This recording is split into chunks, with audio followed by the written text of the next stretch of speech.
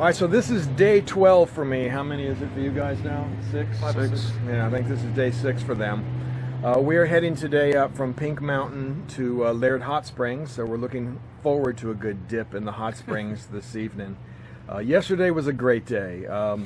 You know, we had a lot of great scenery previously, but yesterday was nice because we could just get on the road and go.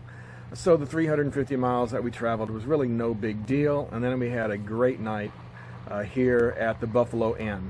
I really recommend this place if you're on a trip up here.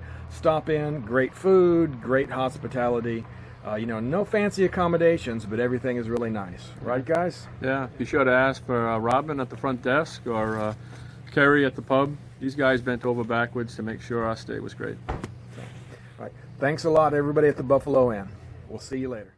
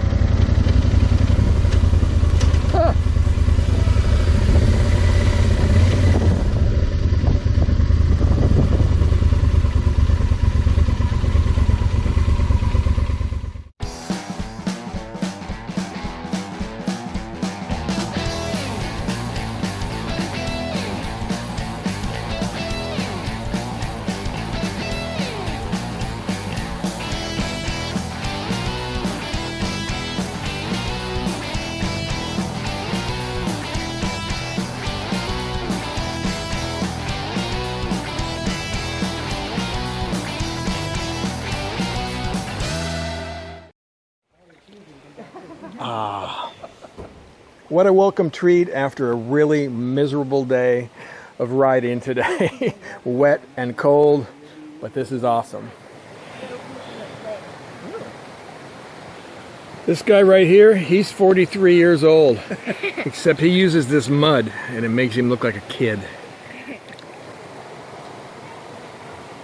Ah, I told you we saw Sasquatch. Actually, you look like Chuck Norris. Coming up out of the water. Oh, yeah. You do look like Chuck Norris.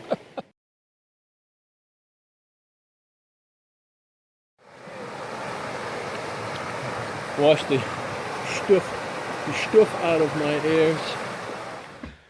Well, that was friggin' awesome.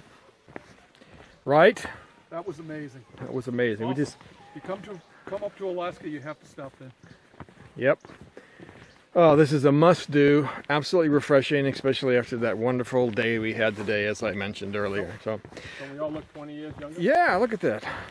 Notice the color back in my beard. And I lost 10 pounds. Wow. Amazing. Rejuvenative hot springs.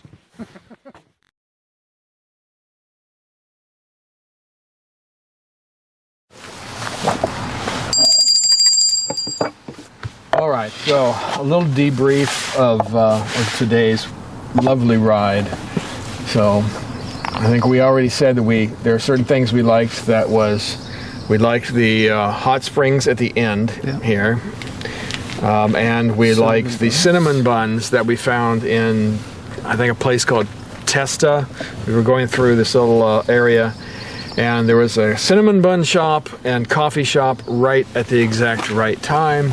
So we pulled in and we got dry and had this amazing cinnamon bun. Right? Best cinnamon bun I've ever had. Couldn't finish really it, but it was really good. Yeah.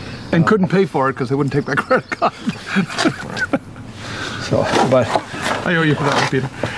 I got everybody that time. But other than that, there wasn't a whole lot to like about today's ride. The last half hour was fun. Yeah, it was the last probably hour. When it cleared up a little bit, but yeah, the buffalo. Yeah, we got to see buffalo as well. We saw buffalo, we saw moose, we saw a ram and a bobcat today. So that's right. I only got the bobcat on tape. Everything else, it was raining, so we weren't really taping much at that. And we did get the buffalo on tape as well. So other than that, I guess that we didn't have an incident is probably a good. Well, except for my GoPro camera. Yes. No, but with the with the wind and the rain and the gravel roads, it was just good that we were able to get back here safely. Yeah. I was actually having fun going over the gravel. Yeah, it was. 72 miles an hour. 70 on the gravel was on a gravel road. Yes. A little bit pushing it, but. And those tires did really well. You guys were a little braver than I am. I just sort of hang back and see what happens later. If they don't go off the road, then it must be okay. So. E7s did quite well, I have to say. Yeah, definitely. Well, they also did well in the rain. After all the reviews that we watched on these tires where everybody said they're horrible in the rain, they were okay in the rain. Yeah, I didn't have any problems.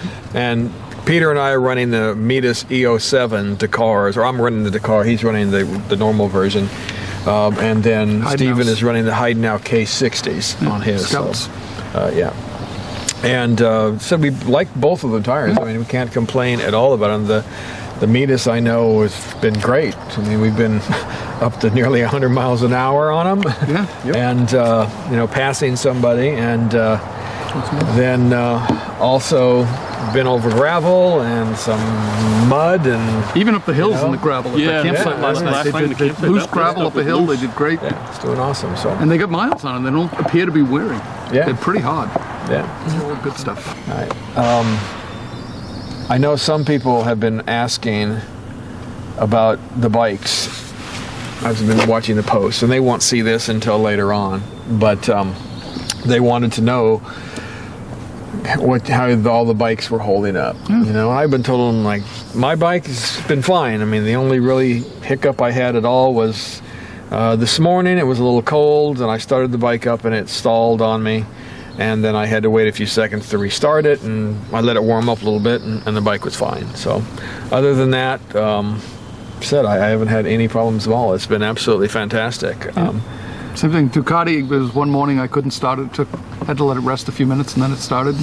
I lost a foot peg. The rubber on the enduro foot pegs. I lost the rubber guide, which is kind of a drag because it balances your foot against the shifter. So I'm a little out of whack now, but we're going to replace that when we get to Anchorage. So, yeah. But other than that, right, we haven't had any problems. The Triumph has been solid as a rock. Starts up every time in the cold even. I lost a reflector. I lost a reflector. That's probably more of a dealer prep thing. Well, there's a lesson learned. It's a little tiny reflector that has two screws, two nuts on the back. They mustn't have put Loctite on it or something, and just rattled off, I guess. I should have checked it. Yeah. So one of the things we're not doing that I think we should do is we should do a morning inspection before we hit the road. Well, we probably should. We should spend 5 minutes walking around looking at the bike to make sure there's nothing loose or broken or. You're absolutely correct. But will we do it? No, probably not. But we should try to. I did check the sight glass this morning. Check my oil.